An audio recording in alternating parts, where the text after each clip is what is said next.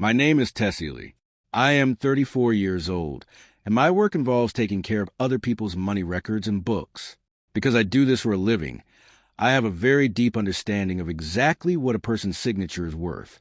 It is not just ink on a page. It is a promise.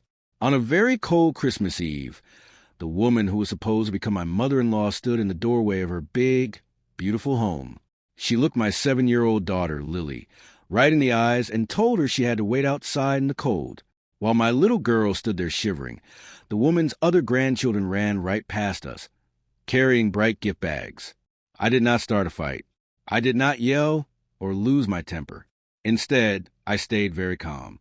I knelt down in the snow, made sure Lily's red mittens were on tight, so her hands wouldn't freeze, and then I handed that woman a simple, plain white envelope. I told her to open it later. Then I took my daughter home. We drove to the falling snow, and I made Lily a big cup of hot cocoa with extra marshmallows. She was safe and warm, and we were peaceful. While we sat together at home, that woman finally opened my envelope at 11:47 that night. By the time the sun came up on Christmas morning, my phone was filled with 79 missed calls.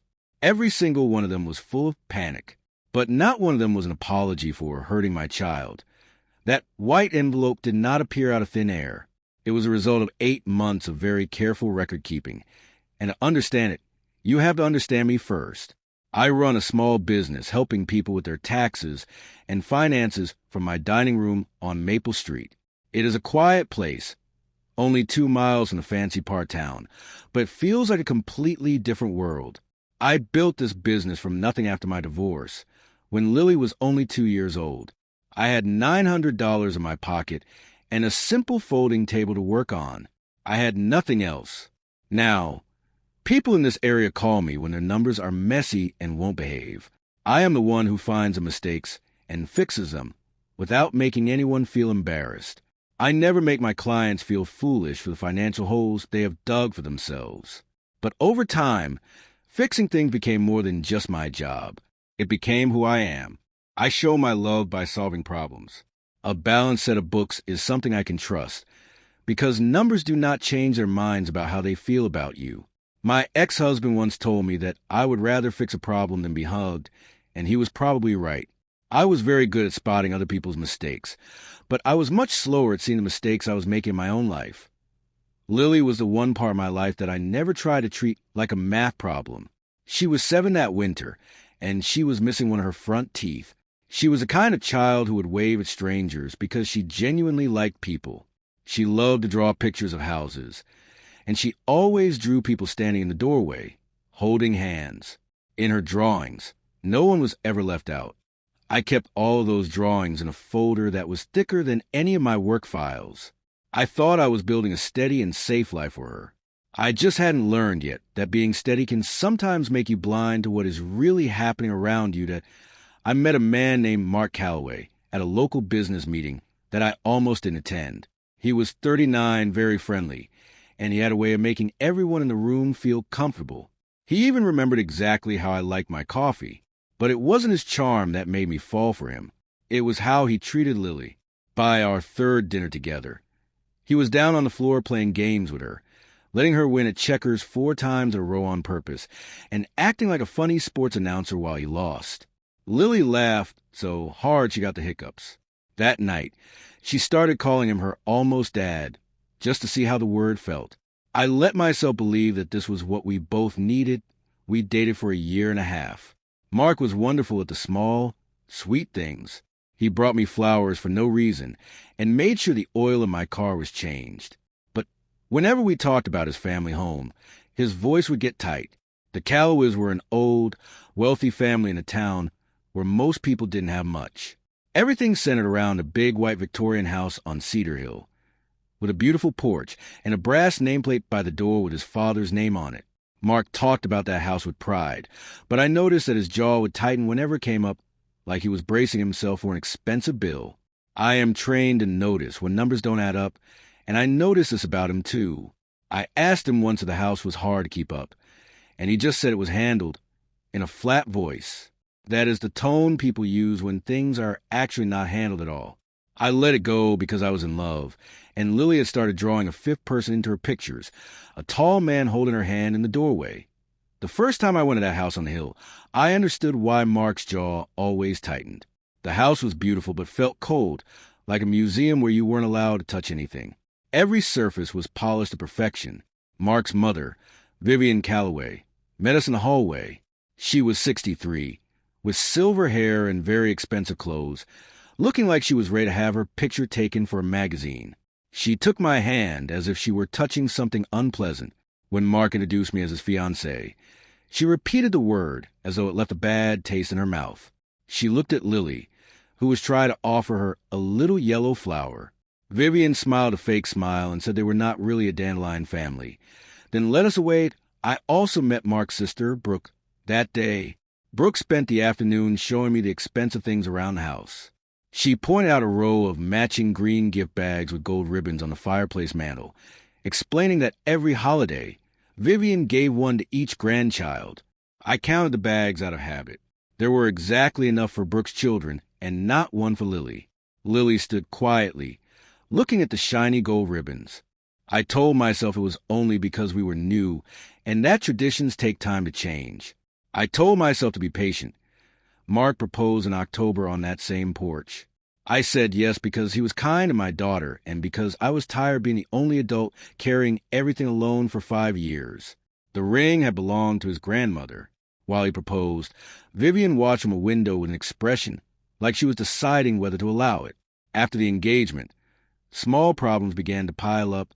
At family dinners, Brooke's children were always praised while Lily went unnoticed. On a family trip to the lake, everyone had a real bed, but Lily was given a tiny cot in the laundry room. Each time something like this happened, I talked to Mark about it calmly, the way I would explain an error to a client.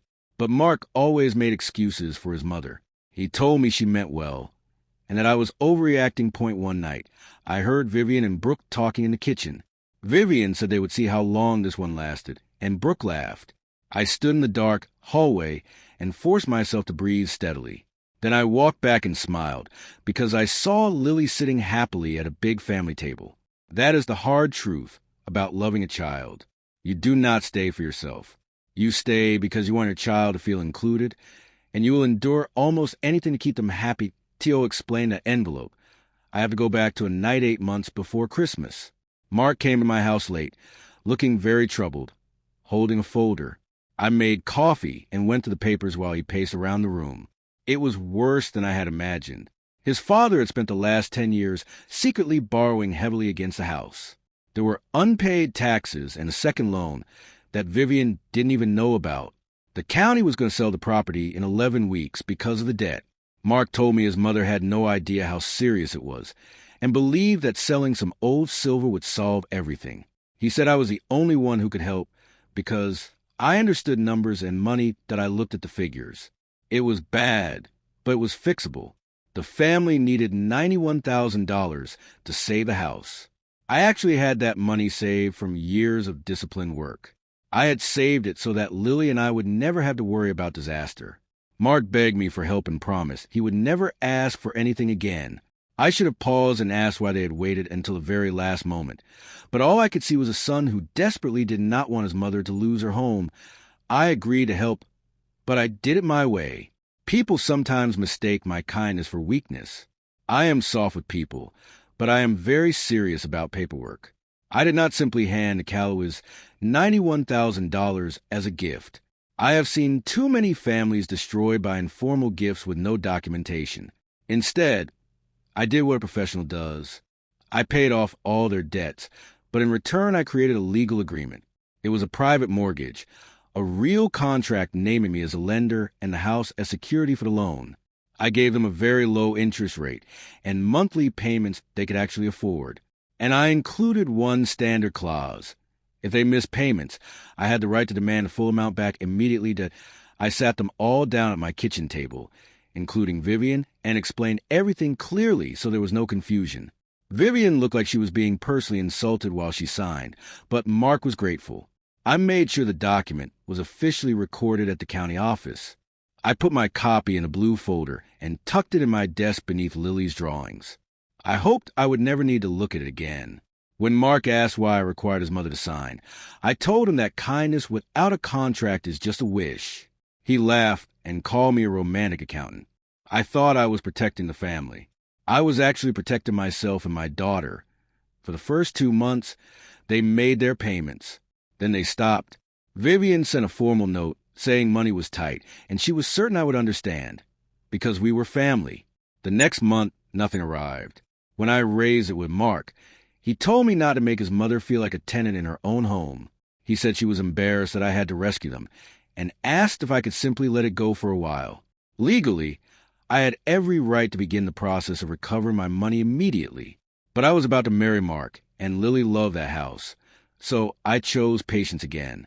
Month after month, I said nothing while the debt kept growing. I began to understand that Vivian's coldness toward me came from humiliation. She hated that the divorced bookkeeper was the one holding the debt on her grand home. She couldn't forgive me for saving her. She had decided she needed to treat me as beneath her just to feel better about her own situation. I felt that coldness growing right up until the moment it turned toward my daughter, and that is where I draw the line. I can absorb someone being unkind to me. I will not watch my child be made to feel like she doesn't matter. In November, Vivian hung Christmas stockings on the fireplace for every grandchild, including one for Brooke's unborn baby. There was no stocking for Lily. When I asked about it, Vivian told me that Lily wasn't quite family yet, and that we shouldn't rush things. The worst part was that Lily didn't even cry. She just went very quiet, staring at the empty space where her name should have been. She told me quietly that she wasn't really a stocking person anyway.